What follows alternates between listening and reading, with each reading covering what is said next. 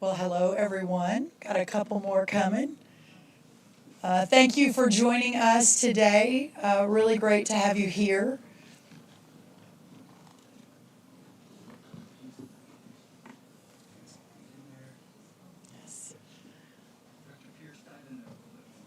Okay, here we go. Everyone, my name is Brooke Rollins. Welcome back to the USDA press conference room. Very great and grateful to have you all here. Obviously, this is a very meaningful week for all of us that love freedom and are so proud to be Americans and to celebrate 250 years of a country, the best country on earth and in the history of the world. But to think too, and we'll hear a little bit about this today, how this country was built, what it means, what it was built on, a country built on horseback, a country built based on private property rights. That's why this press conference, I think today is always going to be meaningful, but today perhaps even more so than normal as we move into the weekend. As we know, in just 2 days, America will celebrate a truly incredible milestone, our 250th birthday. And while the Declaration of Independence was adopted on July 4th, 1776, it was 250 years ago today, July 1st, that our founders passed the Lee Resolution, formally severing our ties with Great Britain. That was passed today, and declaring the colonies free and independent states. Called by history and guided by Providence, our founders, many of whom were farmers, set the march of freedom into motion. And they did so inspired by an unshakable faith in a set of what at the time were truly revolutionary beliefs, that our rights come from God, not from government, that government exists to secure liberty and to serve the people, and that we, the people, have the right to seek redress if and when our rights are infringed upon. And today, you're going to hear a little bit about a lot of our incredible ranchers whose rights have indeed been infringed upon. Honoring this priceless inheritance and ensuring that the spirit of 1776 stays alive remains the task of our time. In recent years, we've witnessed government agencies and radical environmentalists wage a merciless assault on our farmers and ranchers' fundamental right to work their own land. Families who have worked the land for generations, 4th, 5th, 6th, 8th, 10th generations, have fallen victim to all kinds of reckless environmental lawfare, from being forced to pay hundreds of thousands of dollars in fines, forced to surrender prime grazing land, forced to sell their properties, and forced to stop farming and ranching altogether. These attacks on American farm and ranch land represent an existential threat to everything we hold dear in this country.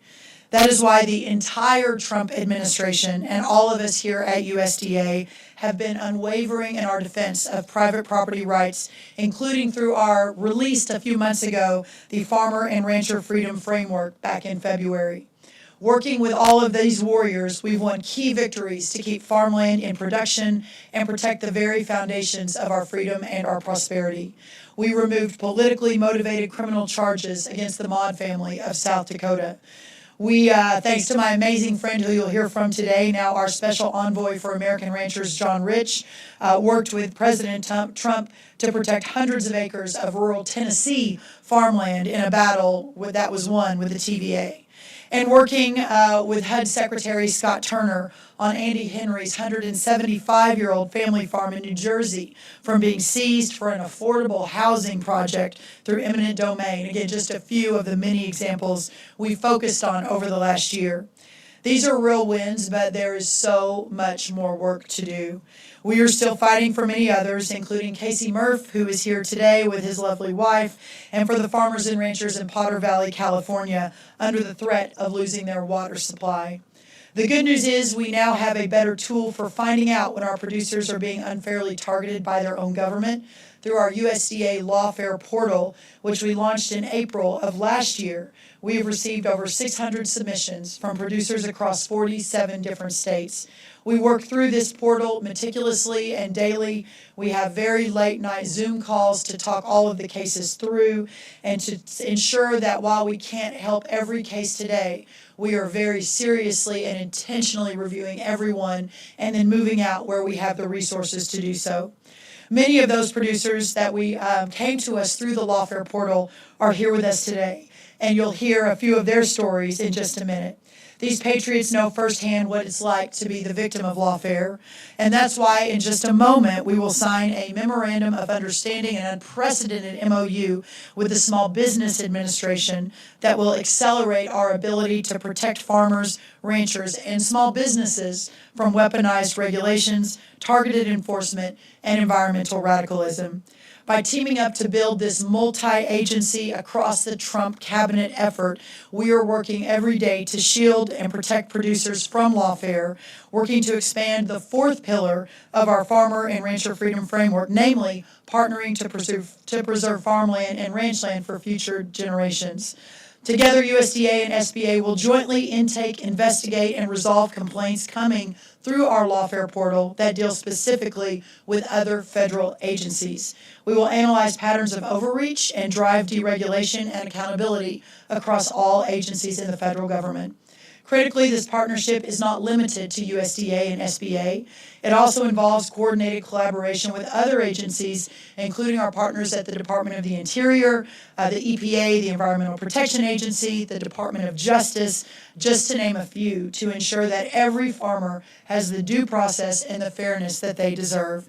I want to thank Administrator Loeffler, who of course grew up on a farm herself, for helping spearhead this partnership, as well as Stephen Pierce, our Director of Bureau of Land Management, 38 days on the job. I also want to thank our incredible congressmen who have been leading on this, Congressman Eli Crane and Harriet Hageman, and to all of our congressional champions and legal partners who are here waging this battle alongside us. Most of all, thank you to our farmers and ranchers here today who had the courage to speak out and to fight back. Your stories are driving and will continue to drive this change. If our founding fathers taught us anything, it's that we should always have the courage to stand up for what is right, no matter the odds. Thanks to the actions of President Trump in today's MOU, the odds are much better starting today than they were under certainly the previous administration. This is about getting the government off the backs of our producers so they can get back to doing what they do best, feeding, fueling, clothing America and the world. Rest assured, we will not rest. We are a 7-day-a-week, 20-hour-a-day operation here at USDA. We will work to root out every trace of lawfare from our government. We will work to call to task, whether it's the state of New York and solar and wind, whether it is the state of Arizona, the state of Washington taking away water rights. We will not rest until we have run down and elevated and fought alongside every one of these cases across the country. With that, I'm going to turn it over to another fellow warrior, our Small Business Administrator, Kelly Loeffler. Thank you, Kelly.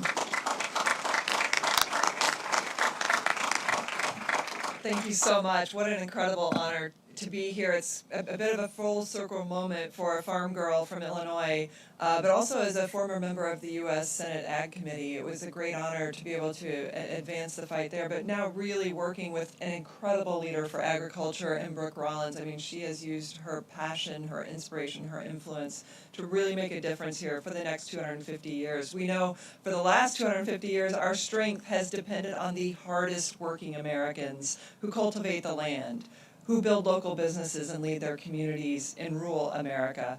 That's why President Trump has and will always continue to prioritize American farmers and ranchers.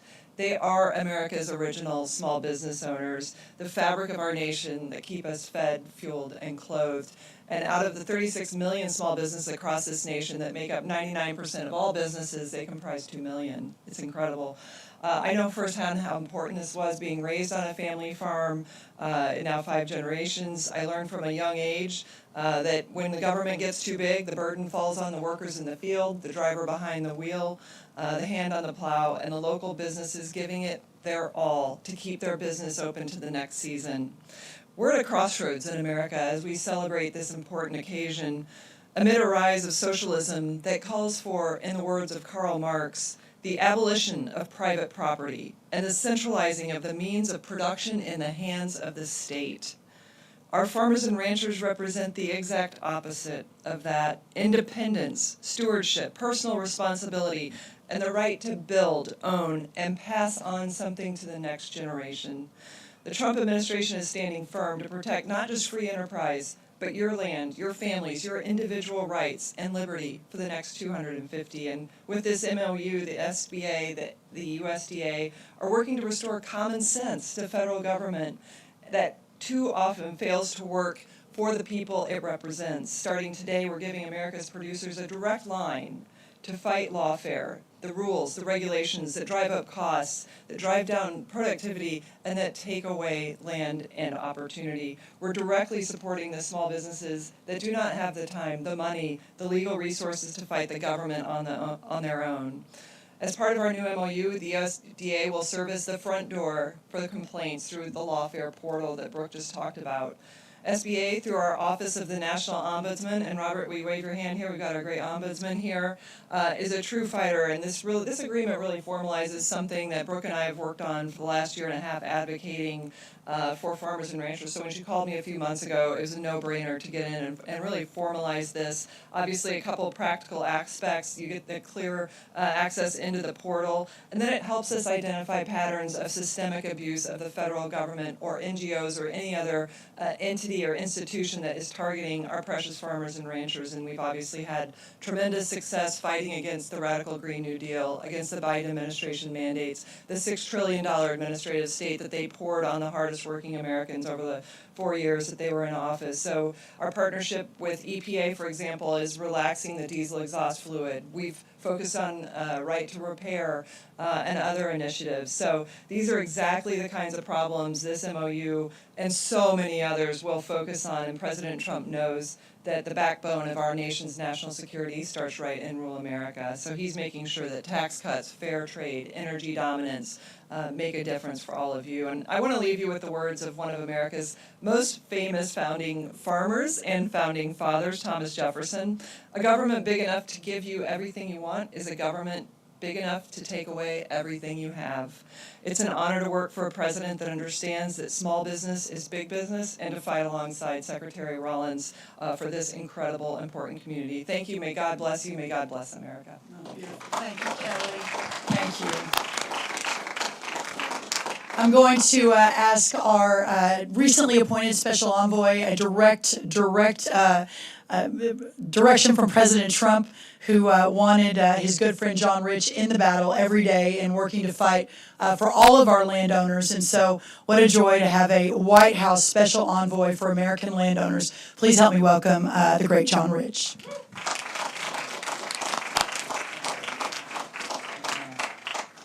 Thank you, guys. So my family started homesteading in the Texas Panhandle up around Amarillo in the 1840s. My grandfathers came back from World War II. They farmed. My brother is a farmer. Farmers, to me, are the hierarchy of American citizens. They should be treated as royalty, farmers and ranchers. But unfortunately, they're kicked around like tin cans on a daily basis by state governments, local governments, municipalities, utility companies, NGOs. Everybody seems to be against the farmer and the rancher. I don't know if it's their ignorance that that's where their food actually comes from, or a broader pattern of socialism, communism, and things that are creeping into this country, where they'd sure like our food supply to be dependent on one of our enemies instead of our own homegrown American farmers and ranchers. So my main job is to identify people like these. Alex Fasulo is a great example. Casey Murph is a great example. I find these people on social media, shooting videos on their farms, on their ranches, telling the stories of what they're up against, and they don't know what to do other than try to get their story out. When I see those stories, my job is to then interface with those farmers directly. I get on the phone with them, I find out what the story is, I find out what they're up against, and then I bring that to Secretary Rollins, or I bring it to Administrator Zeldin, I bring it to whoever is the right people to push back against what they're dealing with, and we're having results right now. It is an exciting job to have. It is a significant job to have. I am an unpaid guy. I still make my money playing country music. Thank goodness. People still want to hear what I have to say up on a stage, but this is significant work. This is not about success. This is significance to me. And I think with this type of effort that you're putting together, both of you are putting together today with this memorandum, I think it's going to supercharge the defense of the defenseless. Isn't that the point of being an American? You know, we always hear the left talk about community, community, community. What about this community? What about the people getting their hands dirty? What about the people that have calluses on their hands that are actually supplying the food chain to our country? What about them? And today is when we start full force protecting our fellow citizens. It's a commandment in the New Testament that says, love thy neighbor as thyself. This is not my land I'm defending. This is my neighbor's land that I'm out here to help defend. And with the help of Secretary Rollins and Loeffler, we're going to do a really good job. I think there's going to be a lot of successes in the future. Thank you, guys. I appreciate it.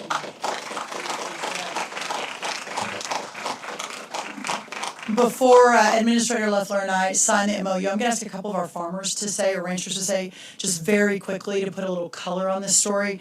I'm going to start with our first generation rancher. At 33 years old, Facillo decided to jump into agriculture. She is the future. This is what we have to be able to do. But just a quick story, Alex, very quickly about what you're facing in upstate New York. I just want to say thank you to everyone here because they sent an incredible letter to our governor last week. If you haven't read it, I highly recommend doing so. I'm speaking on behalf of rural upstate New York today, who has been targeted by the Office of Renewable Energy Siting, otherwise known as ORES, in New York State. ORES was secretly created in a 2020 budget bill, granting unchecked powers to a shadow bureaucratic agency that now supersedes all local zoning, moratoriums, and our state's entire Department of Environmental Conservation. ORES trumps our home rule, which is granted to New York State residents in Article 9 of our state constitution. Since its founding, ORES has gone on to approve nearly 100% of the time every single permit that comes into its pipeline for wind and solar complexes. More than half of the solar corporations applying for these permits are foreign. Fort Edward Solar, which is upstream from my small farm, belongs to Boralex, a Canadian corporation that was just recently acquired by Brookfield Asset Management, an even bigger Canadian conglomerate with ties to its sitting prime minister. As we speak, Boralex is asking New York State to transfer its permits to Brookfield without any further review. These permits include thousands of acres of prime farmland and designated wildlife habitat. At the same time, these foreign corporations are allowed to pay to mitigate wildlife carnage, like bald eagle deaths. And in the case of Alley Cat Wind in Western New York, Cornell University will make $2 million from the projected eagle takes. It's a pretty good deal for them. This is the same university that helped downgrade what the state considers to be USDA prime farmland as part of its mineral soil group system. All environmental destruction at solar and wind complexes is redacted from public viewing. We don't get to know. Our home rule endangered wildlife and our water, considering the renewable corporation Invenergy, punctured an aquifer in western New York building Horseshoe Solar, causing some landowners to lose their water. All of it is being sold to the highest foreign bidders while cutting out our ability to weigh in altogether. Thank you, Alex. Thank you. Now, if I could have, thank you. We're going to keep battling that. Chris Heaton, why don't I have you come next? Just a quick story on what you're facing. Thank you, Secretary. It's good to be here today. I live in southern Utah. I ranch in northern Arizona. And in 2023, President Biden created a national monument on my ranch. And that monument restricts us in a lot of different ways. Mainly what it does is, currently, as we know the proclamation right now, is it says that the grasslands are objects, the drainages and washes and ditches are objects worth protecting. Now, in the ranching world, cows eat grass. And that's what our cows eat. And they're an object worth protecting. So they're saying that if our cows eat that grass, we could face criminal fines or penalties. The canyons and washes, all of our ponds, our storage ponds and drainages that water our livestock are in those drainages worth protecting. And if we maintain or repair those, we are subject to criminal penalties. This monument's new, 2023, so we still don't have a lot of information on it. But what we do have is they're tying our hands And then they have told me that depending on the administration in power will depend on how they interpret this monument, on how they're going to enforce it. That does not work for running livestock. We can't switch back and forth every 4 years. So with the help of Pacific Legal Foundation, we have filed litigation in federal court. That case was recently just dismissed, saying that we lacked standing. We don't lack standing, so we are working with Pacific Legal to see what our next options and routes are, and obviously with the Secretary and with everybody else. Thank you very much. Thank you. Thank you. Well done. Well done. We'll have Casey Murph from Arizona that we've been working with say a couple words, then we'll sign the MOU, and then we'll take some questions. Casey, thank you. It is an honor, it is a pleasure for me to have the opportunity to speak with all of you today. My name is Casey Murph. I'm here with my wife Megan. We ranch in northern Arizona. My family's been there since many decades before Arizona was a state. Like other Arizona ranchers, we rely on lease land to ranch, to be sustainable. Myself, I rely on Arizona state lease land. And our governor, Katie Hobbs, has decided to make as much Arizona state lease land available as possible for solar industry. Now, one thing that I have learned before I started getting into this, I didn't really realize what kind of acreages we are talking about. And I think a lot of Americans don't realize we are not talking about hundreds of acre installations. We are not talking about even thousands of acre installations. Folks, we are talking about thousands of square miles. In order for the solar industrial complex to be able to make power effectively, it will require anywhere between 150 and 250,000 square miles of land that's not sustainable. We cannot have agriculture in that country if we devote that much country toward solar and we take agriculture off of it. We'll be getting all of our food from other countries, all right?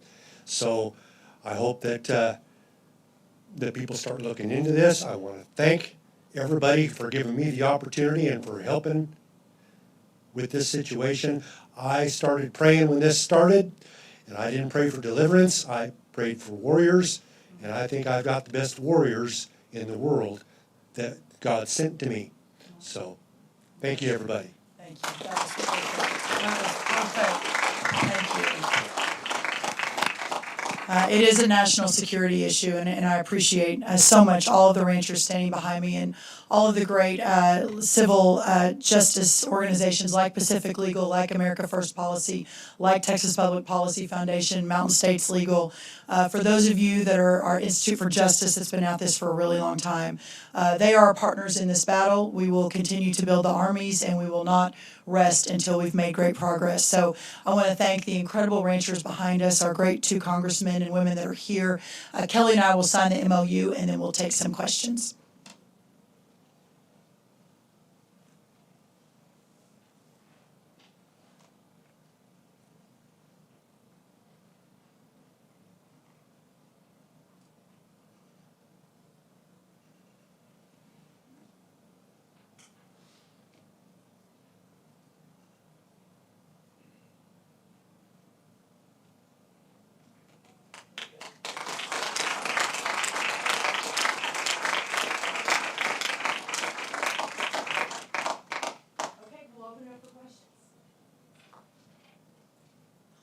Yes, sir. Yes, Jerry Hagstrom from the Hagstrom Report. I've heard you say a lot about solar. There are some farmers who say commodity prices are so low, how can you possibly discourage the conversion of land to solar? And the other question I have is, you didn't say anything about data centers.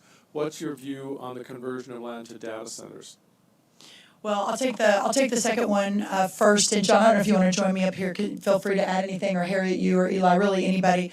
So on data centers, obviously that is an ongoing debate, even across and amongst friends and in the rooms. We were just talking, my mom was here a little bit earlier. I don't think she's still here. She's a state legislator in Texas where that debate is raging right now. In fact, I think that Governor Abbott yesterday made a pretty big announcement on it. I think that the importance of private property rights, the importance of preserving American farmland, the importance of ensuring that we are going to have another 250 years of freedom is paramount. Does that mean that it is completely incompatible with data centers?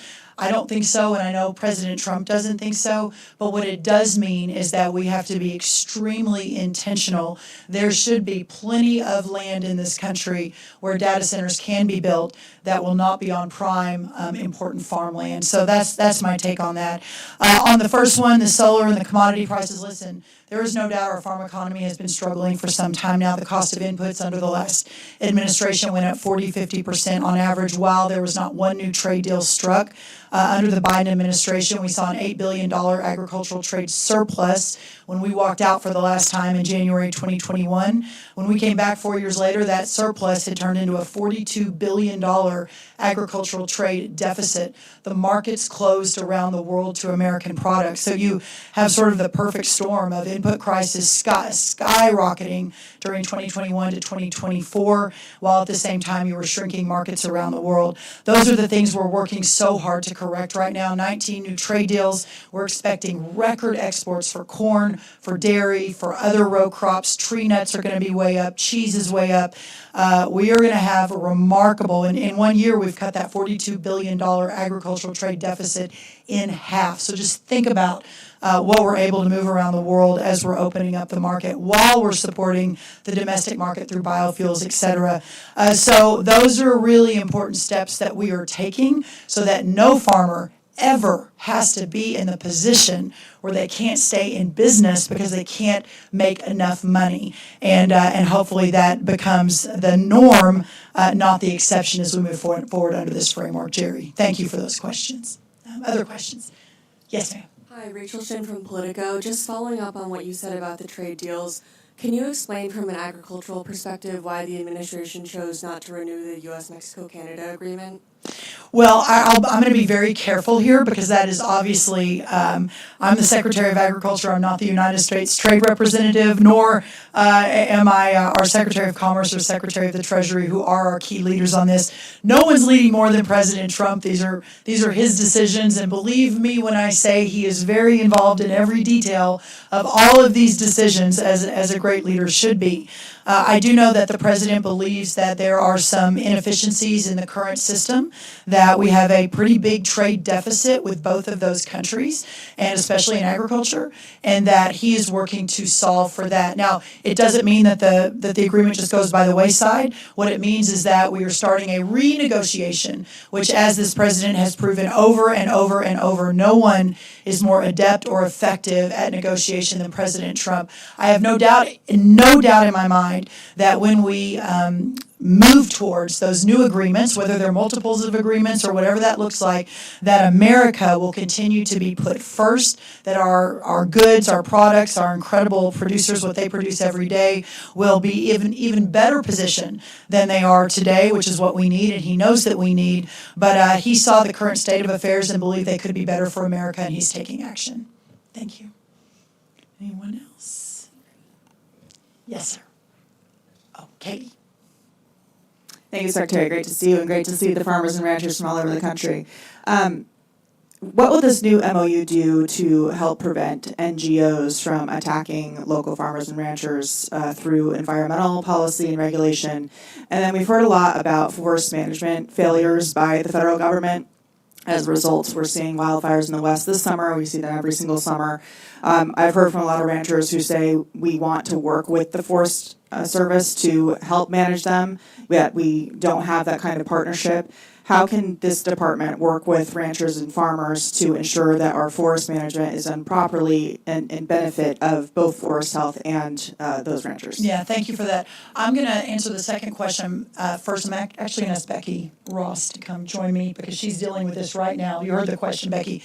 While she's answering, I don't know if our ombudsman or Kelly want to speak directly to the MOU and specifically to NGOs. What I would say quickly is that we're taking everything on, and the fact that the NGOs have completely taken over a lot of this in a bad way means that we are ready to battle on that. But again, she may want to say something more. Becky, why don't you speak very quickly to the Forest Service and specifically the forest? We're getting rid of the roadless rule. We're working really hard to make those changes, but she and her ranch have specifically been the victims of that. Thanks, everybody. Let's see, we got off the plane last night. We had just left our ranch. Currently the pocket fire is burning on our place, 20,000 acres. We have so many stories, I don't even know where to start, but what it comes down to is the delays in the regulations, in the restrictions from Fish and Wildlife Service or archaeological reviews, and it just turns into this minutia of delays. We might have 2 to 3 years of delays to get an existing stock tank cleaned, or we have lawsuits where forest contracts for logging contracts won't be fulfilled. We have decades of waiting for cleaning up the forest from prior wildfires. We can't get dead standing timber and we can't get downturned timber cleaned off the forest. We have so many fuels that is fueling these fires. I had heard from a fire guy on this pocket fire that it was the strongest firestorm on Saturday last weekend of a fire that they've ever had. And it's wind and it's fuels on our forest, and we need to clean the forest up. And 5 years ago when I started notifying our local Forest Service all the way up of the delays and the issues, trying to just draw some attention, because more than anything I think we all should be concerned that these delays are hurting our environment. And I'm just trying to be a steward, but with these delays, it's crippling us right now. And it affects our business. Thank you. Thank you. Thank you very, very much. Obviously, the roadless rule, which Clinton put into place in 1994, basically has completely compromised our ability to clean the forests up, especially in the more blue states under the radical environmental agenda. We changed that. We're getting rid of the roadless rule for the first time. We're already beginning to build roads again, start cleaning again. It's just from decades of bad mismanagement, poor decisions, bowing at the altar of radical environmentalism has led us to this point, and it is going to take a little while to pull it back, but we are doing that. I'm really proud of our forest team. I'm going to hand this to Kelly to talk a little bit more about your first part of your question, but I do want to take a moment. We did lose 3 firefighters just a couple of days ago, and for our team here at USDA, for the teams at DOI under Secretary Burgum, our 2 fire teams work together. It is a devastating loss, and there are 3 young firefighters who had their whole lives in front of them. It is our prayers, our thoughts are with them. We're going to do everything we can to make sure that doesn't happen again. Our USDA flags are going to fly at half staff for a while. Our thoughts and prayers and just our heartbreak goes out to those families. But thank you for asking. Yeah, that is devastating. Thank you for raising that, Brooke. And just on the NGO, I think that's a clear example of weaponization. It's not just weaponization from the inside, but from the outside. And we have examples that show that there's just a playbook that says this fence or this feedlot interferes with the beauty of the area. And that's enough to get into these administrative law proceedings where there's one person who's judge and jury. And the farmers and ranchers have to fight this. They come in after 12, 14, 16-hour days, mud cake boots, sweat on the brow, and now they got to deal with lawyers. And these cases are lasting on average 2 years. I mean, we have evidence of the Biden administration, on average, dozens of cases, last 2 years, cost $2 million. Families just don't have that. Generational farms are successful through grit and hard work, but it's not about the money. And so this is a serious threat to the sustainability of the American farm, to the farm families and the lands, and again, to our food supply. And so you think about the playbook that these multi-$100 million NGOs are pushing to jam the Green New Deal down the throats of Americans on the backs of the hardest working Americans. And that's why Brooke and I were talking this morning. This is not happening a moment too soon. So. Very good. Okay, John, any final words? Come on, Mr. Special Envoy. Did we get, was there anyone else with a question? Okay. Yes. Becky, you're Arizona, correct? Yes. Yes, thank you, Jerry. I'm going to turn it over to our great Special Envoy. Just a quick note. We deal and know a lot of celebrities.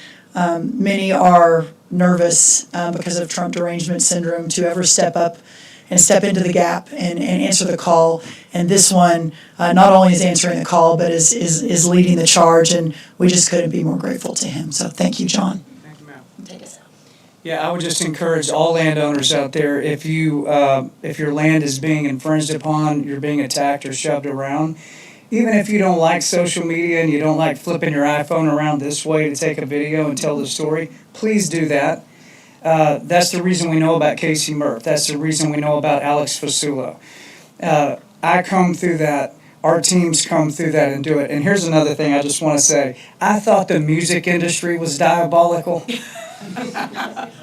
When I start looking at what New York State is doing to their people, when I start uncovering the way that a solar or wind company comes in and breaks apart farmers and makes them sign NDAs to seclude them in their own silos who've known each other for 50 years, do not allow them to compare notes or talk, and then lease the land with an elbow to the back of their head. They're said, hey, we're going to offer you this money for your land. They go, I don't want to lease my land. They say, well, we'll take you to court then if you don't want to take the money. That's how it works. And they go, well, we don't have the money to fight you in court. I guess we'll take the lease. So they take the lease and they go sign this NDA so you can't talk to the farmer next door. And they break them up into these small little increments so they can divide and conquer. That's over. My job is to shine gigantic spotlights on these situations because they operate in the shadows, guys. That's how they win. They operate down there on these local levels, on these state levels, and they don't think they're ever going to wind up being talked about in a forum like this. Those days are over. My job, listen, I know what a spotlight is, and I know how to aim it at somebody other than myself. And that is my intention with this job, and it's an honor to represent farmers and ranchers and to work with you guys. I appreciate the opportunity. Thank y'all. Thank you, everybody. Thank you for being here.